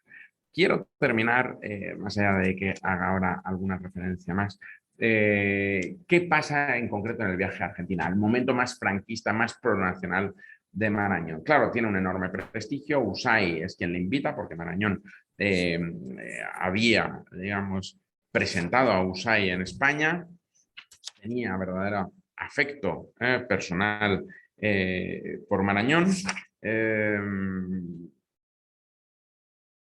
Le había presentado y USAID ha sido nombrado académico correspondiente de medicina en España en 1933, presentado por el propio Marañón, y USAID a su vez había protestado por el encarcelamiento y había enarbolado, ¿no?, la protesta internacional de médicos mundialmente conocidos como Gley, Cannon, Nicola Pende o el propio USAID, que es quien lo articula, la protesta por el encarcelamiento de Marañón en la dictadura de Primo de Rivera. Claro, cuando llega la guerra, Marañón planea ir a América Latina, pensando en un posible exilio en América Latina, si efectivamente hace dos viajes, el del 37 y el del 39, pensando si estalla la guerra en Europa, ¿a dónde se va? Claro, cuando piensan ir a Buenos Aires, llama inmediatamente a su amigo, pero su amigo es consciente perfectamente de la postura que está manteniendo Marañón. Y ahí USAID, en unas cartas verdaderamente conmovedoras, le advierte de que no se le ocurra hablar de política. Le dice, oiga, venga usted en misión científica, porque aquí no van a compartir en absoluto su postura, ¿no? Y cito textualmente: evita en todo lo posible las conferencias o manifestaciones públicas que tengan que ver con la política, con la guerra civil.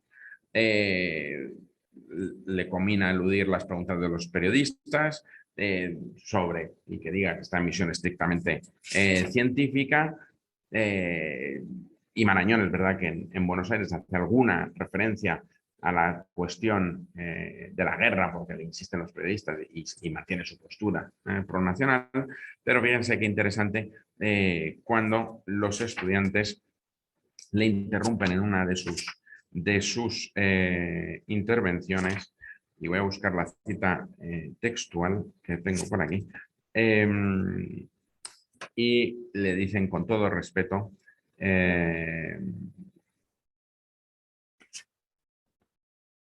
un segundo, tengo la cita por aquí.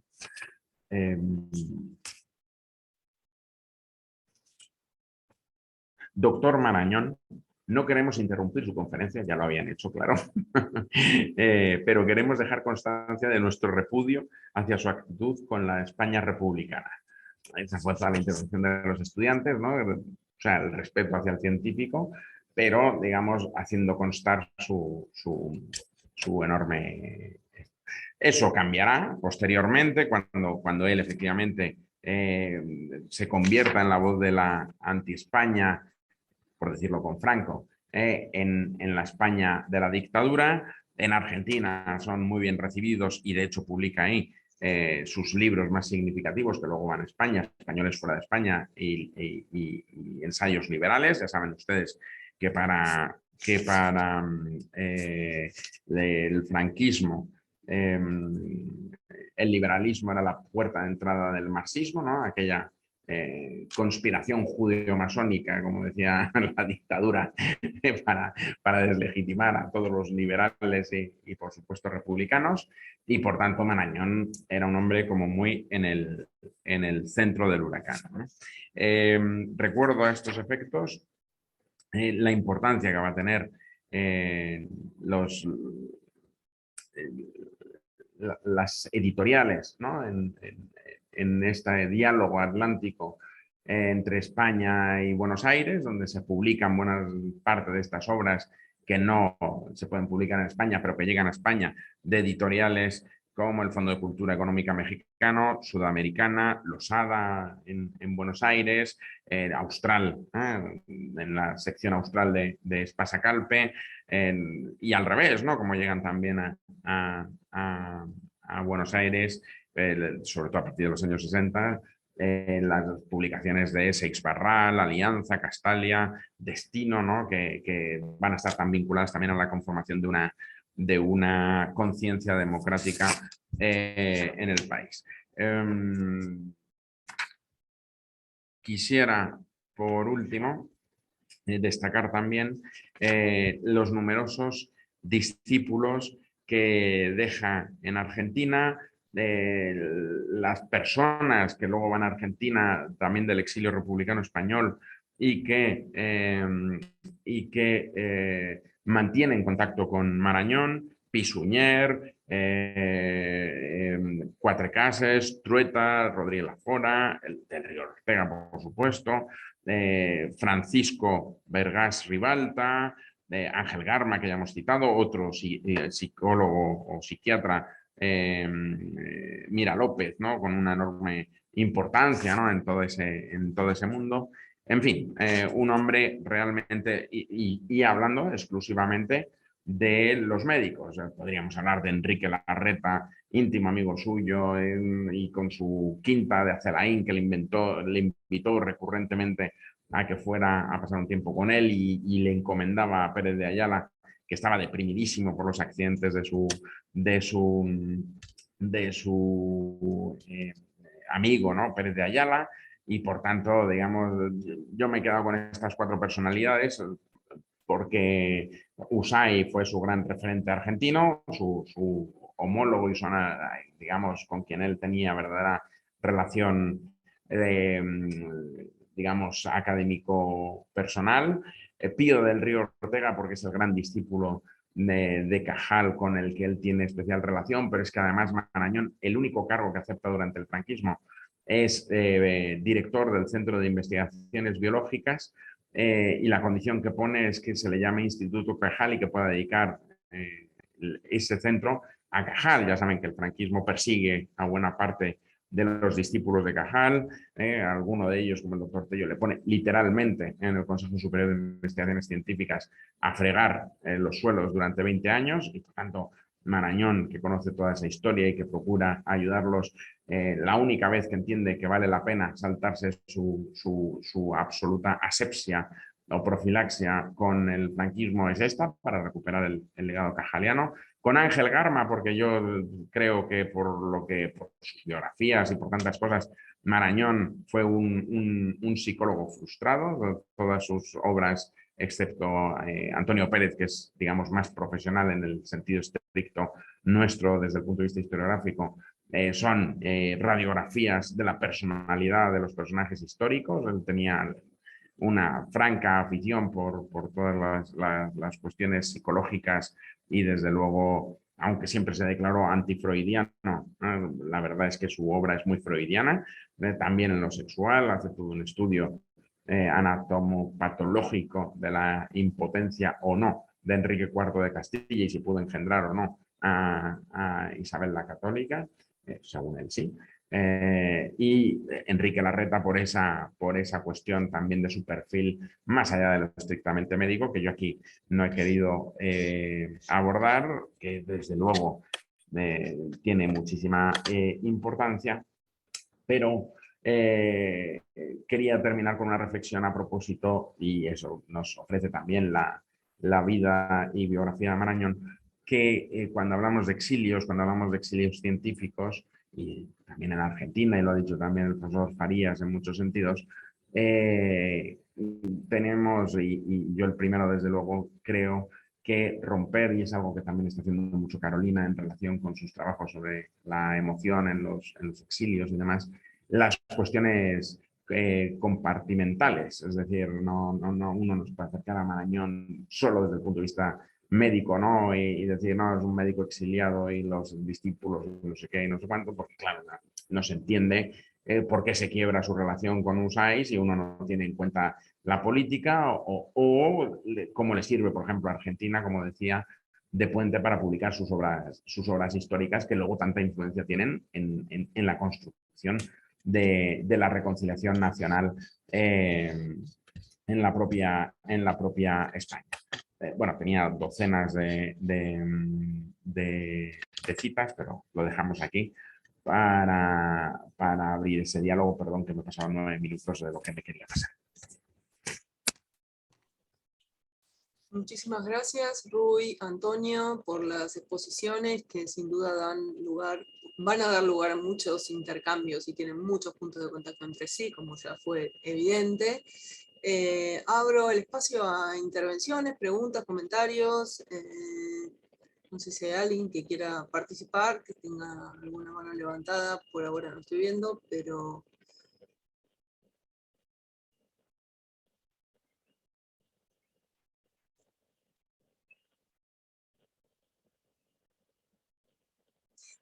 Bueno, les hago una pregunta que tienen puntos de contacto con los dos casos, ¿no? Me interesarían estos actores que son tan decisivos, ¿no? Eh, y que pertenecen, digamos, a la escena política, tanto política como cultural, científica argentina, ¿no? Y cómo los ven más allá de la relación con los casos que están estudiando, ¿no? Cómo los piensan en sus interacciones transnacionales. Pienso en el caso claramente de Hussein, en el último caso, ¿no? El trabajo sobre Marañón, acá hay una figura de la escena argentina que es claramente el que será luego premio Nobel.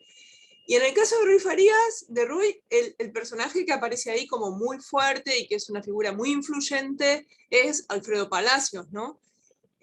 ¿Cómo lo estás pensando incorporar si le vas a dar algún lugar más protagónico? Porque parecen jugar ambos por distintos carriles, ¿no? Lugares prominentes en estas historias, ¿no?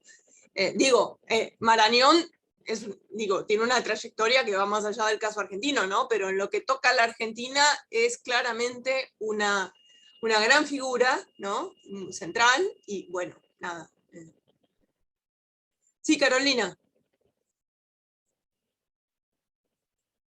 Gracias, Miranda. Hacemos como prefieras. Si quieres, unimos varias preguntas o que contesten uno a uno, como tú decidas. ¿Hago mi pregunta? Sí. Bueno, muchísimas gracias a los dos. Sabíamos que invitando a esta sesión a Rui y Antonio, y además juntos, el dueto podía resultar muy estimulante. Conociéndolos por separado ya son muy movidos y juntos pues yo creo que hacéis un dúo académico fantástico, así que gracias de verdad.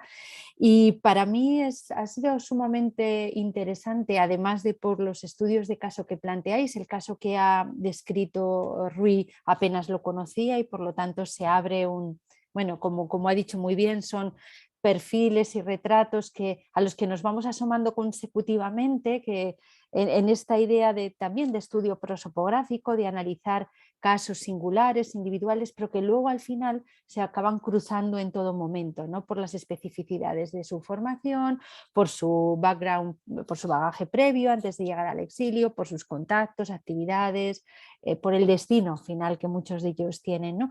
Pero me ha interesado mucho, y creo que lo habéis gestionado muy bien, el engarce argentino del estudio de caso de Rui y del estudio de caso de Antonio, que diríamos tiene un exilio, podríamos decir, algo más problemático o menos, digamos, habitual, ¿no?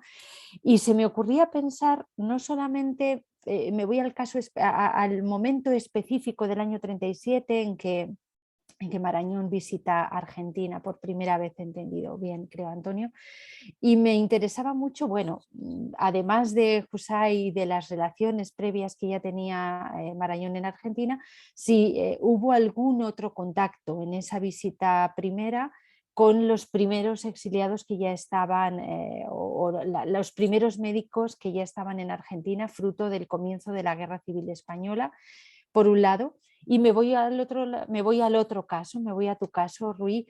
¿Qué reacción, hay algo en lo que has investigado de Guisande y de su círculo, algún tipo de reacción a la presencia de Marañón en Argentina en ese momento?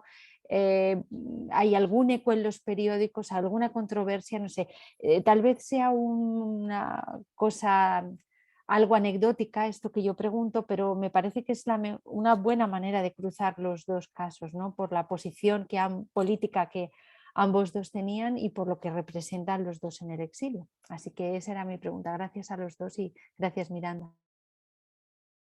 No, por favor.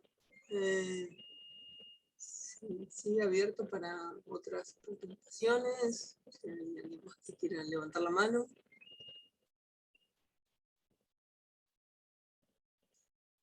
Bueno, les dejo el espacio para las respuestas. Si quieren alternar y que empiece Antonio esta vez y luego Rui, digo, por una cuestión. Disculpa, Miranda, sí que tenemos alguna pregunta Ok. en el chat, perdón.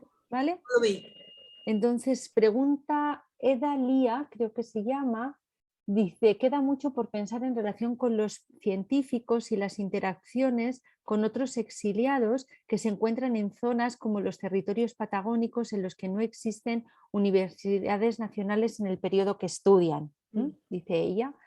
Y bueno, anteriormente a esta intervención habíamos tenido la despedida de la profesora Bárbara Ortuño de Alicante y ella animaba, bueno, también es su línea de estudio, a profundizar y a seguir incorporando a la narrativa sobre estos exilios tan particulares, tan notorios, tan académicos, de un peso científico tan importante, pues también cuestiones relativas a la vida cotidiana y a los pormenores del proceso exílico. Siento haberte interrumpido, es todo lo que de momento tenemos. Gracias. Bueno. Vale, pues nada, muchísimas gracias. Yo digo, por seguir un poco el orden que habéis planteado, Husay, ¿no? Hombre, Husay es uno de los grandes, ¿no? En la historia de la medicina, si yo no recuerdo mal, Argentina tiene 5 premios Nobel médicos. ¿Estoy equivocado? ¿Lo estoy diciendo bien? Tiene 5 Nobel, pero no son todos médicos. No son todos médicos, pero son científicos. Bueno, y se mezcla también con físicos y algún literato, ¿no? Sí, sí. Pero varios sí son, algunos sí son médicos, ¿no? Además de Husay, creo que 2 o 3, ¿no? No, Milstein, Husay, Leluar, y los otros 2 son de La Paz. La Paz, exactamente.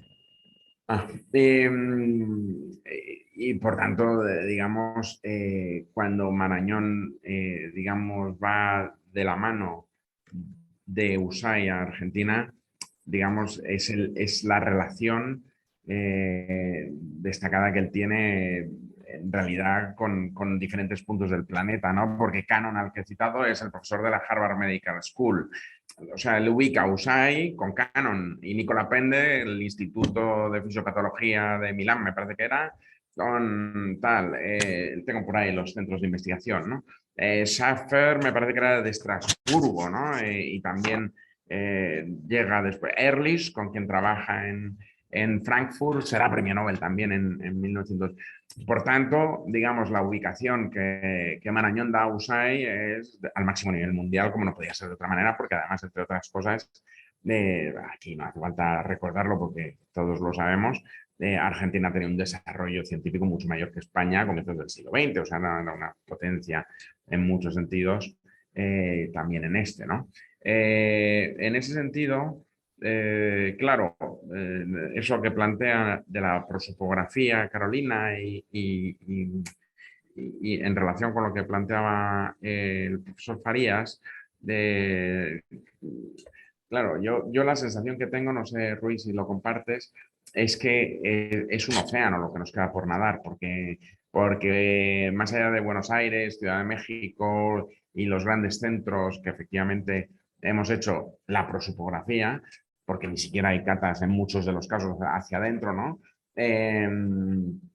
Cuando uno pasea por cualquiera de nuestros países, digo, por esa referencia que hace, por ejemplo, EDA a los territorios nacionales patagónicos, ¿no? Yo me acuerdo también las referencias a españoles exiliados en Tandil, una estancia que hice allí a propósito de lo de Acelaín y Larreta. En Colima, en México, me encontré que Novoa Santos estaba allí y dejó una escuela gigantesca de optómetras, en fin, o sea, que realmente hay un camino infinito y tardaremos décadas en estudiar eso bien. A propósito de la pregunta que hacía Carolina sobre si Marañón había ido antes o no, estuvo programada su visita con la Institución Cultural Española en el año 31. Ese año va también, por cierto, Pitaluga, Eduardo García del Real y el propio Nova Santos al que me refería. Finalmente, cuando llega la Segunda República y dado el papel protagónico que Marañón tiene en ese momento, suspende el viaje y efectivamente termina yendo en lo que no sé, y habría que verlo, porque él viaja, hombre, está lejos, ¿no? No es, no. Él viaja a Cuba y a Estados Unidos en el 27, ¿no? A mí me extraña que no se planteara ir a Argentina por la importancia que había tenido, más que nada los viajes de Ortega en el 16 y en el 28, ¿no? Y eso sí fue por decirlo en términos orteguianos, un aldabonazo, desde luego para Ortega, pero en realidad en todo el pensamiento español de la Edad de Plata, ¿no? 1937 y la política. Bueno, eso fue un escandalazo. Yo no entraba en los detalles de la prensa, pero salió en todos lados. O sea, no, en La Nación, o sea, no portadas, hay toneladas y toneladas de periódicos haciendo referencia a la presencia de Marañón en Buenos Aires y a las 3 o 4 referencias que hizo en relación con la guerra y su apoyo al franquismo, ¿no? A mí lo que me llama la atención de eso es la delicadeza y en general el respeto con que le tratan la inmensa mayoría de los científicos, desde luego, pero también de los periódicos. O sea, el prestigio le protege en cierta manera porque discrepan y afean su postura pro-nacional, digamos, pero siempre desde una postura que nada tiene que ver con otros intelectuales, ¿no? O sea que ahí, digamos, digo, para lo que nos concita esta tarde aquí de los exilios y claro, lo de ser médico es distinto a ser historiador o ser filósofo o ser político, por supuesto, ¿no? Y por tanto ahí hay una perspectiva que creo que merece la pena que contemplemos. Y muy interesante, por cierto, lo que dice EDA a propósito de los hijos. Para todos ellos los hijos son, bueno, muy importantes, ¿no? Marañón vuelve a España por los hijos. Y luego además hay una quiebra generacional porque muchos de sus hijos terminan, digo, de estos liberales del 14, terminaron haciéndose franquistas, porque durante la guerra son alféreces provisionales, el de Ortega, el de Marañón, en fin, son, digamos, proclives al régimen. Incluso cuando ellos ya basculan hacia un exilio interior, y el caso de Marañón es muy significativo porque su hijo es un destacado alférez provisional durante la guerra, y cuando Marañón regresa en el 42, que tiene cargos importantes en la Secretaría General del Movimiento, es decir, en el partido franquista, Marañón le conmina a, mientras él esté vivo y esté en España, que deje todo cargo de responsabilidad política. Gregorio Marañón Moya, en ese momento que su padre vuelve a Madrid, cesa en todos sus cargos, no cesa de ser franquista, porque el día que se muere Marañón, digamos el nuestro, el médico, inmediatamente, como recordarán muy bien en Buenos Aires, pasa a ser presidente del Instituto Cultural Hispánico, ¿no? ¿Cómo era? El ICE, el Instituto Cultural Iberoamericano, me parece que le llamaban. De Cultura Hispánica, el Instituto de Cultura Hispánica. Esto es es embajador en Buenos Aires, por cierto, ayuda a la vuelta de Sánchez de Albornoz en ese sentido, pero vamos, franquista de arriba abajo, o sea, no es indisimulado, ¿no? Y eso es muy interesante también porque, claro, más allá de ese episodio del 37 al 41 que muere Besteiro y su, digamos, enlace con el franquismo o con la causa llamada nacional, claro, luego ellos, y muy especialmente Marañón y Menéndez Pidal, como digo, se convierten en la voz del exilio y de los exiliados, con importantes pronunciamientos, amparan los primeros manifiestos por la libertad política y por la vuelta de los exiliados, que son del 56, con ocasión de las revueltas universitarias. Quien los cubren con su firma y su amparo son Marañón y Menéndez Pidal. Les llegan toneladas de cartas dándole las gracias, etcétera, etcétera. Bueno, lo dejo aquí, pero sí un disgusto lo de los hijos. Bien, yo tengo muchísimo menos para decir que Antonio, porque de hecho, a ver, el caso de Sánchez y Sande es...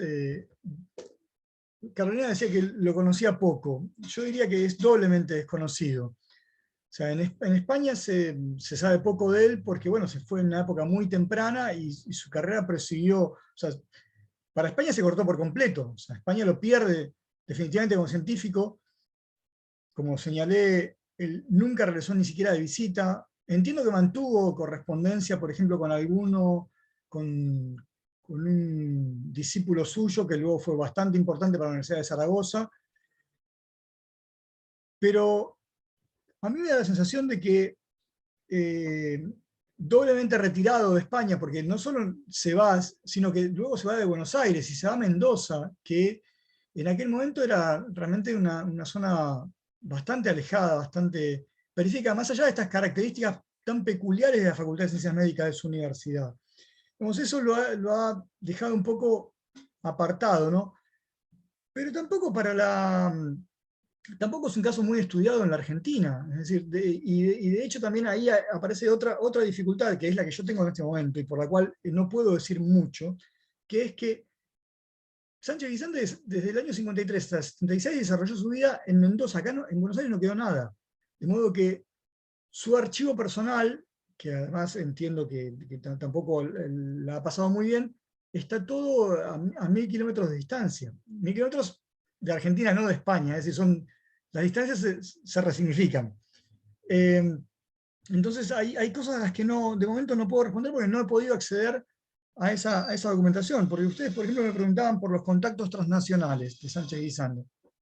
La verdad, ya la forma en la que él llega a Buenos Aires, hasta ahora parece indicar que él no tenía realmente esas relaciones académicas transnacionales con el mundo rioplatense o argentino. Y luego no sé decir de qué modo continuaron desde el exilio. Me preguntaban también por Alfredo Palacios. Bueno, el encuentro con Alfredo Palacios fue, según los testimonios que nos han llegado, algo muy casual y en un lugar realmente muy curioso, porque si yo le digo que fue en las sierras de Córdoba, ni siquiera fue en un centro de veraneo que uno diga, bueno, la élite porteña se juntaba en ese lugar. No, fue en un pueblo, bueno, ahora no me puedo acordar el nombre, pero les puedo asegurar que es un pueblito todavía hoy. O sea, cómo llegaron a encontrarse ahí es realmente una increíble casualidad. Así como es una increíble casualidad, aparentemente, que Alfredo Palacios luego se convirtiese en el rector de la Universidad de La Plata y que ya en ese momento tuviese algún tipo de incidencia, ya fuera por ser político o por otra razón, en esa casa de altos estudios y pudiese influir para que le dieran el título. Yo en toda la bibliografía y en las fuentes que hasta ahora he podido revisar, no he vuelto a tener noticias de los contactos entre ambos, pero de vuelta, tampoco vi el archivo personal de Sánchez Guisante, con lo cual no sé si ha mantenido correspondencia, si se ha mantenido en contacto, si se han vuelto a ver. Y para terminar esta especie de círculo de respuestas negativas a las preguntas que me han hecho, es que tampoco les puedo decir cómo ha vivido Sánchez Guisande la visita de Marañón, ni qué impacto han tenido en los círculos que él frecuentaba, porque claro, cuando yo fui a buscar información sobre él, no estaba pensando en Marañón. Es cierto que era otro científico célebre, pero así, a bote pronto, como dirían ustedes en la península, no recuerdo referencias sobre eso. Pero bueno, la pregunta es muy interesante y desde luego voy a retornar a esas mismas fuentes pensando también en ella.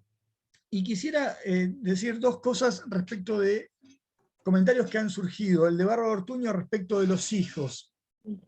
Efectivamente, hay otro capítulo del exilio, que es el de los hijos, que está muy poco estudiado. O sea, perdón, ahora me estoy corriendo un poco del tema del exilio científico, pero fíjense que da la casualidad de que los tres hijos de Sánchez Guisande, los tres hicieron carreras ligadas con la medicina, o por lo menos con la periferia de la medicina, porque uno de ellos, Luciano, el mayor, fue, esperen que no quiero decir una cosa por otra, déjenme revisarlo, fue psiquiatra. Wenceslao, el del medio, fue alergólogo e inmunólogo, y Elisa, la mujer, fue licenciada en trabajo social. Me pregunta Miranda por vía privada si se encontraron en el Totoral. No, no se encontraron en el Totoral, se encontraron en un pueblo, algo así como, me sale Hilarión de la Quintana, pero no es Hilarión, José de la Quintana, algo por el estilo, un pueblo muy, muy pequeñito. Perdón, pero retomando lo que estaba diciendo, a mí me parece que son también un tema, porque en este caso porque los tres se han dedicado a las ciencias ligadas a la medicina, pero también porque la experiencia del exiliado hijo, para ponerlo en términos de María Rosa Lojo, también es muy peculiar, ¿no? La forma en la que ellos llegan, me parece que vale la pena indagar sobre ellos. Da la casualidad de que, aunque muy mayores, dos de los hijos de Sánchez Guisande viven. Y uno de ellos, en particular, Wenceslao, es curioso. Yo lo conocí muchos años antes incluso de pensar que iba a ser historiador, lo conocí como médico en el Centro Gallego de Buenos Aires. De hecho, él llegó a atenderme alguna vez. Y respecto de lo que comentaba, perdón, este dato es completamente de egohistoria, no tiene nada que ver con lo que venimos hablando. Respecto de lo que comentaba Eda Lía Crespo, que por cierto también es colega nuestra y es docente en universidades de la Patagonia, efectivamente hay otras zonas del país donde también debemos echar un vistazo y de la que tampoco sabemos nada, aunque por ejemplo algunos de nuestros exiliados, me refiero a los exiliados gallegos, como es el caso de Antonio Baltar Domínguez, también tuvieron una trayectoria importante en la Patagonia, pero claro, son casos tan alejados de Buenos Aires y nuestra mirada a veces es tan porteñocéntrica que se nos escapa por completo, de modo que ahí hay como un mea culpa para hacer, y bueno, por suerte, creo yo, todavía temas para indagar. Exacto. Vemos todo lo que no sabemos, ¿no? Exacto. Uh-huh. ¿Otras preguntas o comentarios? Bueno, ya estamos en hora, de todas maneras. Así que no sé si alguien quiere agregar algo más. Bueno, entonces vamos a ir cerrando. Tenemos la siguiente sesión en... Ay, se me fue el número. 19 de mayo, Miranda, creo. Sí, el 19 de mayo es.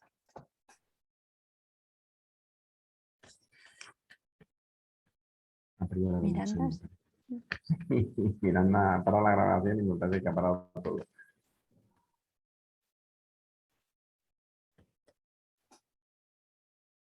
Creo que se le ha cortado la conexión a ella, me parece, ¿no? No, ahí está.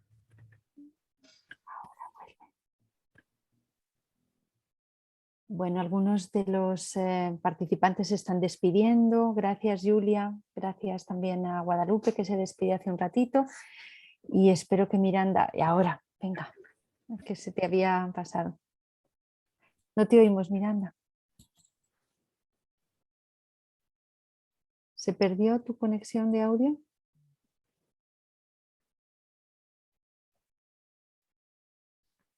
Yo mientras tanto aprovecho para agradecer Claro. nuevamente por la invitación, agradecer a todos los que han asistido, y a Antonio, a quien hasta hoy no conocía. Ha sido un gusto, espero que podamos seguir dialogando en otras reuniones.